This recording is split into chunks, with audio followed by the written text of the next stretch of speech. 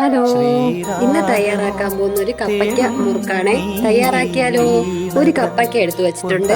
ഇതൊന്ന് അരിഞ്ഞെടുക്കാം. അരിഞ്ഞ കപ്പയ്ക്ക ജാറിലോട്ട് ഇട്ട് കൊടുക്കാം.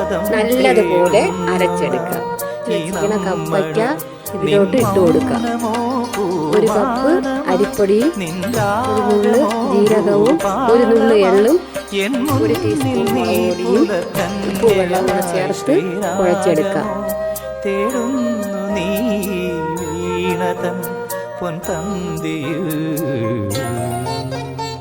ആവശ്യത്തിന് വെള്ളം വേണമെങ്കിൽ ഒഴിച്ചു കൊടുക്കാം.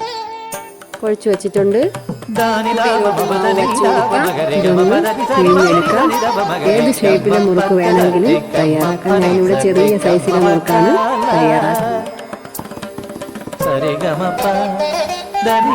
തയ്യാറാക്കിയിട്ടുണ്ട്. കപ്പയ്ക്ക മുറുക്ക് ഇവിടെ തയ്യാറായി.